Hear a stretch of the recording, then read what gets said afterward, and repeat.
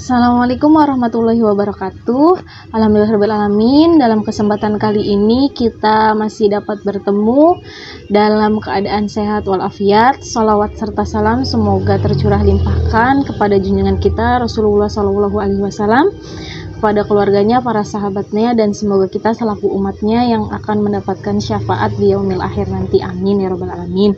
Yang terhormat Ibu Neili selaku dosen pengampu mata kuliah penelitian tindakan kelas serta teman-teman kelas PAIE yang saya banggakan.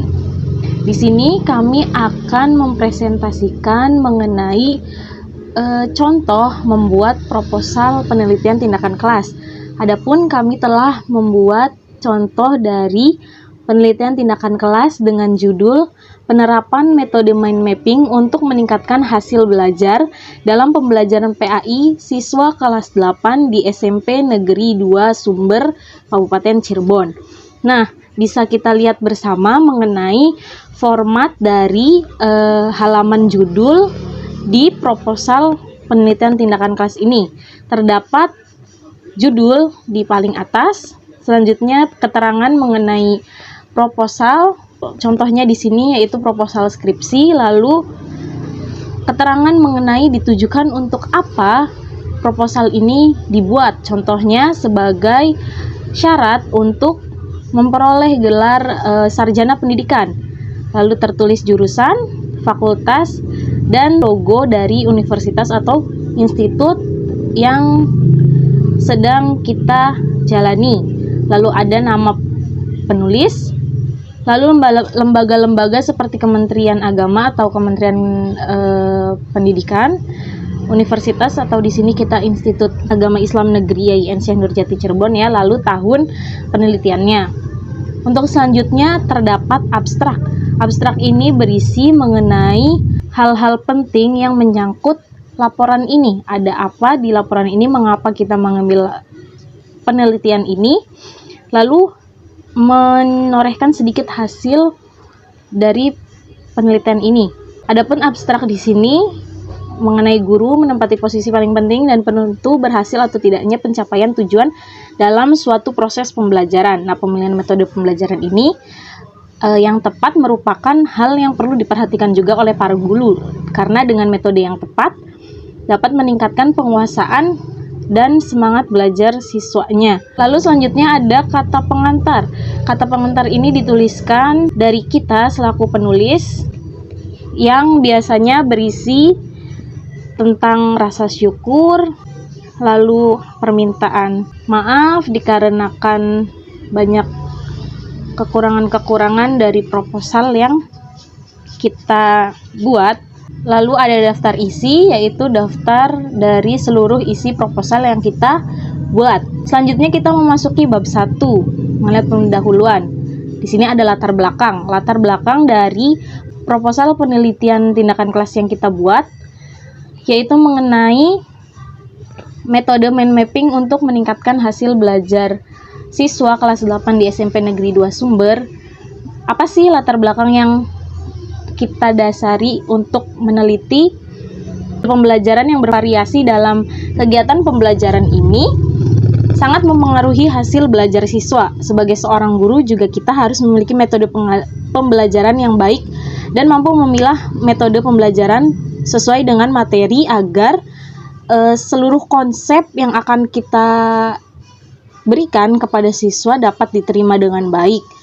Nah, metode pembelajaran juga merupakan suatu bentuk aktivitas yang merupakan dasar pijakan guru. Jadi, metode ini mengorganisasikan kegiatan belajar dan menuntun guru untuk menetapkan prosedur dan langkah-langkah pembelajaran yang dapat mengantarkan aktivitas si anak didik ini untuk terlibat secara optimal. Dijelaskan juga di sini menurut Sameto, beliau mengatakan bahwasanya syarat belajar efektif antara lain guru harus menggunakan metode pada waktu mengajar. Variasi metode mengakibatkan penyajian bahan pelajaran lebih menarik perhatian siswa, mudah diterima siswa, dan kelas menjadi hidup.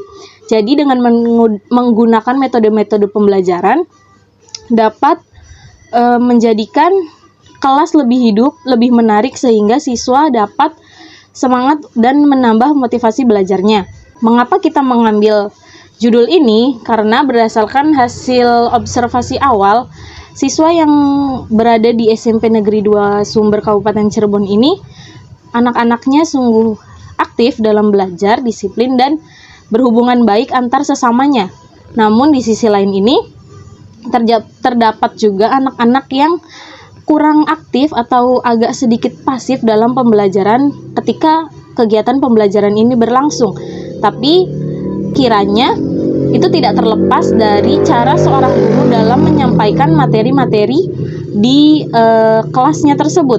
Nah, dalam hal ini kami peneliti berharap guru yang mengajar di sekolah tersebut lebih kreatif dan inovatif dalam memberikan suatu pembelajaran di dalam kelas agar seluruh siswa dapat aktif dan saling bekerja sama dalam menyelesaikan sebuah permasalahan yang terdapat dalam pembelajaran, dan tentunya lebih aktif dalam pembelajarannya. Nah, SMP 2 Sumber ini salah satu lembaga sekolah yang terbiasa melakukan pembiasaan pagi, diantaranya bersolawat, mengaji, dan kegiatan-kegiatan keagamaan lain seperti di hari Jumat membaca Yasin sebelum jam pelajaran pertama dimulai. Hal-hal tersebut tuh merupakan respon pendidikan dalam meningkatkan kualitas akhlak siswa melalui pembiasaan-pembiasaan yang dilaksanakan setiap pagi. Nah, berdasarkan identifikasi masalah-masalah yang telah dipaparkan tadi, perlu dilakukan perbaikan pembelajaran dengan memperbaiki cara pembelajaran yang biasa menjadi pembelajaran yang dapat membangkitkan semangat dan motivasi belajar siswa. Bisa juga dengan membuat metode pembelajaran yang menarik, seperti salah satu contohnya adalah menggunakan metode mind mapping. Maka kita berkeinginan untuk melaksanakan penelitian dengan judul penerapan metode mind mapping untuk meningkatkan hasil belajar dalam pembelajaran PAI siswa kelas 8 di SMP Negeri 2 Sumber Kabupaten Cirebon. Setelah beberapa rumusan yang telah kita paparkan tadi, terdapat rumusan masalah yang akan kita bahas. Yang pertama, wilayah kajiannya. Dalam penelitian kali ini, kami memilih wilayah kajiannya yaitu tentang penerapan metode mind mapping untuk meningkatkan hasil belajar dalam pembelajaran PAI. Adapun rumusan masalah atas latar belakang yang telah kita paparkan tadi, yang pertama, apa definisi dari metode mind mapping itu sendiri? Selanjutnya, bagaimana perencanaan dan pelaksanaan pembelajaran dengan metode mind mapping? Lalu, bagaimana peningkatan hasil belajar siswa terhadap penerapan metode mind mapping dalam pembelajaran PAI? Rumusan masalah itu memiliki tujuan, diantaranya tujuan penelitian kita yaitu yang pertama ditujukan untuk agar kita mengetahui definisi dari metode mind mapping itu sendiri, lalu kita dapat mendeskripsikan perencanaan dan pelaksanaan pembelajaran menggunakan metode mind mapping dalam meningkatkan hasil belajar siswa di SMP Negeri 2 Sumber Kabupaten Cirebon, lalu mengetahui peningkatan hasil belajar terhadap pelaksanaan pembelajaran menggunakan metode mind mapping dalam pembelajaran PAI pada kelas 8, khususnya kelas 8H di SMP Negeri 2 Sumber Kabupaten Cirebon. Mengenai tujuan-tujuan yang telah kita paparkan tadi, selanjutnya ada manfaat dari penelitian yang kita lakukan untuk meneliti PTK di kelas 8H SMP 2 Sumber ini. Manfaat yang pertama ada manfaat teoritis. Manfaat teoritis yaitu salah satunya untuk menambah referensi mengenai penerapan metode mind mapping untuk meningkatkan hasil belajar siswa dalam pembelajaran PAI kelas 8H khususnya di SMP Negeri 2 Sumber Kabupaten Cirebon. Selanjutnya, untuk dijadikan acuan bagi penelitian-penelitian yang akan diadakan selanjutnya, penelitian-penelitian serupa yang akan diadakan selanjutnya oleh peneliti-peneliti lain maupun acuan-acuan relevan dengan penelitian yang kita lakukan. Yang kedua, ada manfaat praktis. Secara praktis, penelitian yang kita lakukan ini bermanfaat. Yang pertama, untuk guru diharapkan dapat memberdayakan guru PAI khususnya dalam menggunakan metode mind mapping yang dapat meningkatkan semangat dan motivasi belajar siswa sehingga dapat menjadi sebuah alternatif solusi bagi para guru PAI dalam pembelajaran sebagai acuan dan pertimbangan dalam menggunakan suatu metode pembelajaran. Manfaat praktis selanjutnya bagi siswa penelitian ini dengan menerapkan metode mind mapping dalam pembelajaran diharapkan dapat meningkatkan kemampuan siswa dalam semangat atau menumbuhkan semangat atau motivasi belajar siswa tersebut dalam pembelajaran khususnya di PAI, serta pada akhirnya dapat meningkatkan prestasi belajarnya. Nah, manfaat praktis bagi sekolah bisa kita lihat ada manfaat praktis bagi sekolah sebagai dasar pemikiran untuk meningkatkan suatu kualitas pembelajaran di sekolah dengan menggunakan metode pembelajaran yang tepat. Metode pembelajaran PAI diantaranya dengan menggunakan metode pembelajaran yaitu mind mapping. Selanjutnya, manfaat praktis bagi kami peneliti yaitu dapat menambah pengetahuan dan pengalaman dalam kegiatan pembelajaran PAI dengan menggunakan metode pembelajaran mind mapping yang dapat meningkatkan hasil belajar siswa. Jadi, penelitian ini semata-mata pun kita lakukan agar kita dapat mengetahui bahwasannya metode mind mapping ini apakah efektif dalam meningkatkan hasil belajar siswa, apakah dapat menumbuhkan semangat dan motivasi belajar siswa sehingga hasil belajar siswa dapat meningkat serta dapat meningkatkan hasil belajar atau prestasi belajarnya di sekolah. Assalamualaikum warahmatullahi wabarakatuh. Ya, di sini saya akan melanjutkan pemaparan pada diskusi kali ini, yaitu tentang kerangka pemikiran. Nah, untuk memudahkan pemahaman isi dari karya tulis ini, maka didefinisikan istilah-istilah yang terdapat dalam judul penelitian ini, yaitu yang pertama ada penerapan. Ya, penerapan adalah pemasangan atau pengenalan atau mempraktekkan sesuatu hal dengan aturan. Nah, itu menurut Haryanto tahun 2004, itu penerapan pembelajaran berasal dari kata belajar yang berarti berusaha memperoleh kepandaian atau ilmu, kemudian berubah tingkah laku. Kemudian penerapan yang penulis maksud di sini itu adalah perihal mempraktikkan atau mempergunakan suatu pola sebagai pedoman dalam melaksanakan pembelajaran di dalam kelas. Itu penerapan. Kemudian yang kedua ada metode mind mapping. Metode mind mapping itu salah satu dari metode pembelajaran yang mengupayakan seorang peserta didik itu mampu menggali ide-ide kreatif dan aktif dalam mengikuti kegiatan pembelajaran, sehingga nanti pembelajaran akan lebih hidup, kemudian bisa juga lebih variatif dan membiasakan siswa itu memecahkan permasalahan dengan cara memaksimalkan daya pikir dan kreativitas. Kemudian ada peningkatan. Nah, istilah peningkatan itu berasal dari kata tingkat. Menurut Pewadinata tahun 2006 itu mengatakan bahwa dalam Kamus Besar Bahasa Indonesia, taraf itu mengandung makna tingkatan, mutu, tinggi rendahnya. Adapun yang penulis maksud dalam penulisan kali ini itu adalah perubahan skor, nilai, dan aktivitas ketika belajar dengan menggunakan metode mind mapping. Kemudian ada hasil belajar. Nah, menurut Gulo tahun 2005 itu hasil belajar atau pemahaman merupakan ukuran kemampuan siswa dalam memahami suatu konsep yang diberikan. Nah, kemampuan itu memahami dapat juga disebut dengan istilah mengerti. Jadi kalau seorang itu sudah paham, udah pasti orang tersebut itu atau siswa tersebut itu sudah mengerti apa yang diajarkan. Kemudian ada PAI. Nah, menurut Zakiyah Derajat tahun 2008, pendidikan agama Islam atau biasa disingkat dengan PAI, yang dimaksud di sini itu adalah suatu usaha yang berupa asuhan dan bimbingan terhadap anak didik agar kelak setelah selesai pendidikannya dapat memahami dan mengamalkan ajaran Islam serta menjadikannya sebagai pandangan hidup. Nah, ada beberapa perspektif tentang pendidikan agama Islam sebagai sebuah sistem.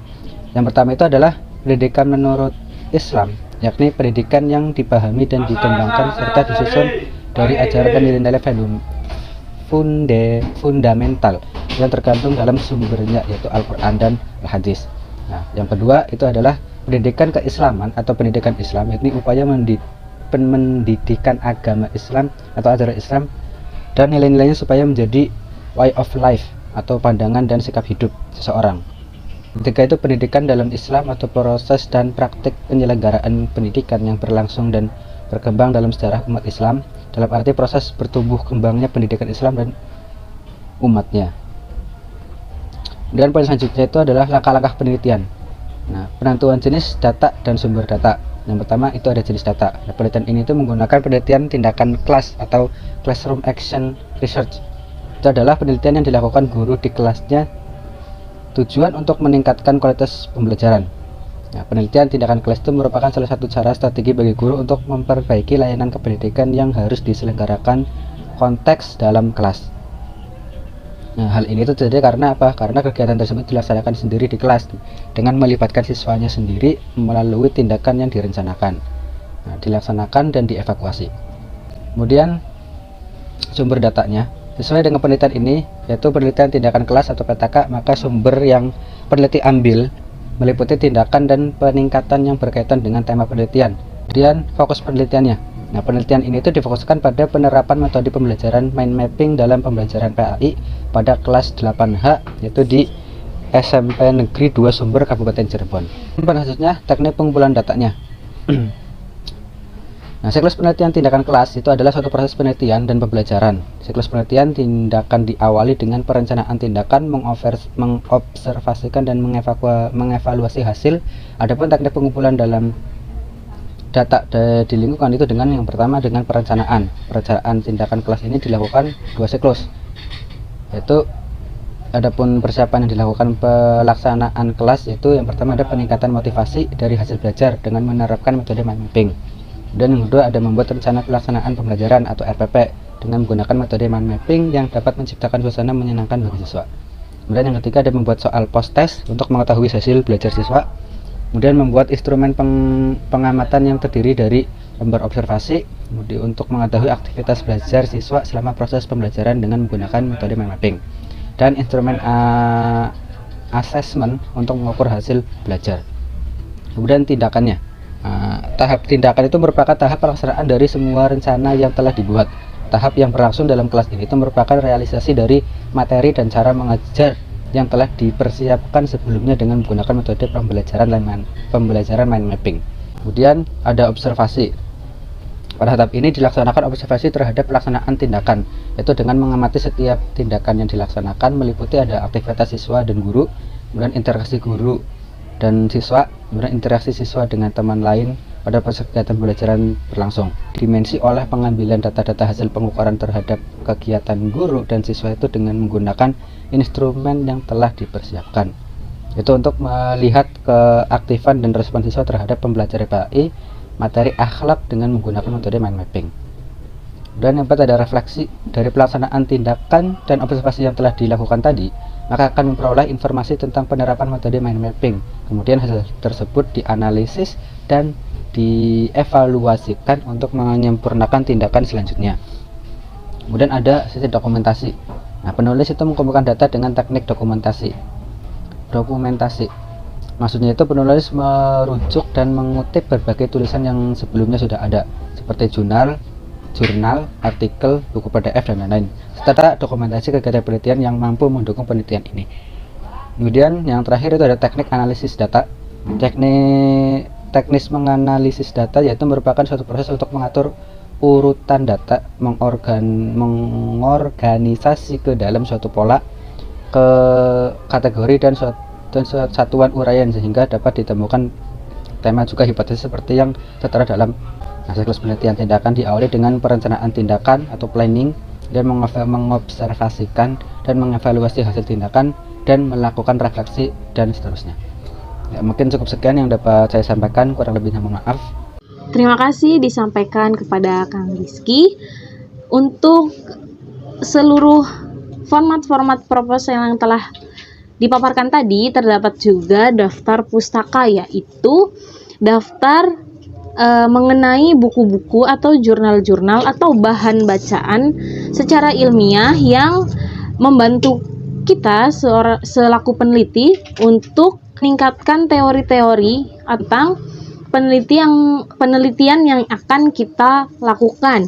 Di antaranya daftar pustaka yang telah kami jadikan referensi dalam penelitian kali ini terdapat beberapa buku, dapat kita lihat di video ini ya. Nah, Demikian format proposal penelitian tindakan kelas yang kami buat. Semoga bermanfaat. Mohon maaf apabila ada kekeliruan ataupun kesalahan-kesalahan. Semoga bermanfaat. Wallahul muwaffiq ila aqwamit thoriq. Assalamualaikum warahmatullahi wabarakatuh. Terima kasih.